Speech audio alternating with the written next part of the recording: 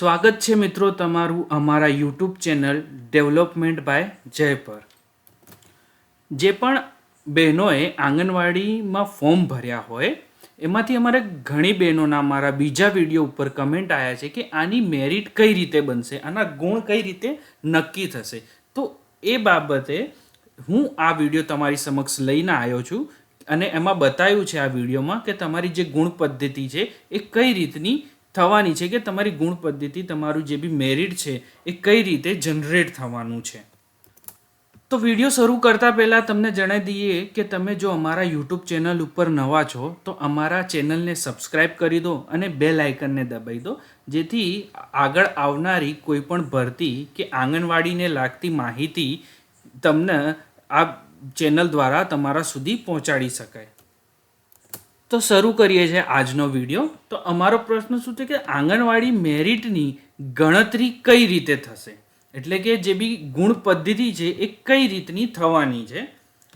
તો આઈસીડીએસના અધિકારીઓ એટલે કે આઈસીડીસી ડિપાર્ટમેન્ટે એક પરિપત્ર જાહેર કર્યો. એમાં શું હતું કે આંગણવાડીની ઠરાવ કલમ 7.7 એટલે કે એમણે જે પરિપત્ર રાખ્યો છે આ બાબતે ગુણ પદ્ધતિ બાબતે, એનો પોઈન્ટ 7.7 એનો ક્રમ છે આંગણવાડી કાર્યકરની પસંદગી માટેની પ્રક્રિયા.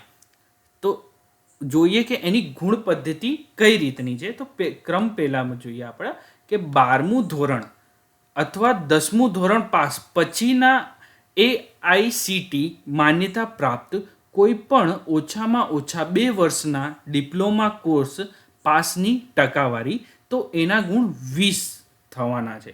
એટલે કે તમે 10મું કે 12મું કર્યા પછી જો તમે કર્યું હશે કોઈ પણ ડિપ્લોમા કોર્સ કે કોઈ બી ITI કોર્સ, તો એના 20 ગુણ એક્સ્ટ્રા થવાના છે.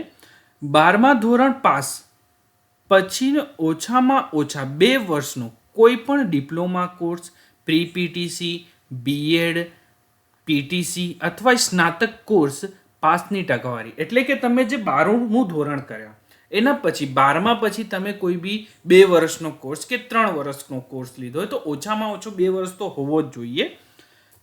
તો એના તમારે એક્સ્ટ્રા 30 પોઈન્ટ થઈ જવાના છે. ત્રીજું છે કે અનુસ્નાતક કોર્સ પાસની ટકાવારી. તો અનુસ્નાતક એટલે કે તમે જો પોસ્ટ ગ્રેજ્યુએશન કર્યું હોય તો એના તમારે 30 ગુણ એક્સ્ટ્રા થઈ જવાના છે. તો તમારે શું થયું કે તમારે જે પોસ્ટ ગ્રેજ્યુએશન તમે BE કર્યું, પછી તમે ME કર્યું, કે તમે BA કર્યું, પછી તમે માસ્ટરી BMA કરી, તો એના તમારે 30 ગુણ એક્સ્ટ્રા થઈ જવાના છે.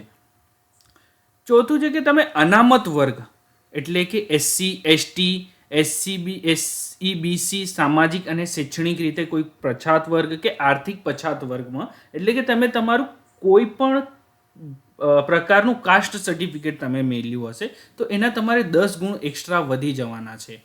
તો તમે જ્યારે ફોર્મ ભરતી વખતે તમારી જે કેટેગરી સિલેક્ટ કરીએ છીએ તો એના 10 ગુણ વધારે મળવાના છે.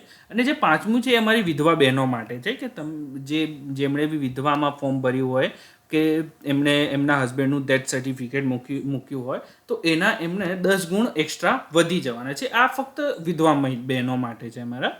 હવે એની નોંધ આપી છે કે ક્રમ 1, 2, 3 ની ટકાવારીના પ્રમાણમાં ગુણ આપવામાં આવશે, કે પ્રોરેટા બેસિસ તમને આ ગુણ આપવામાં આવશે. કે એટલે તમારે જે બી ફર્સ્ટ અને સેકન્ડ અને થર્ડ જે આ છે ફર્સ્ટ, સેકન્ડ અને થર્ડ નંબરના ક્રમાંકમાં, કે તમે 12મું, 10મું કે 12મું, એના પછી 2 વર્ષનો કોર્સ કે અને એના પછી પોસ્ટ ગ્રેજ્યુએટ 2 થી 3 વર્ષનો કોર્સ આ કર્યું હશે તો તમારી મેઇન મેરિટ છે આ 3 ઉપર ડિપેન્ડ રહેવાની છે.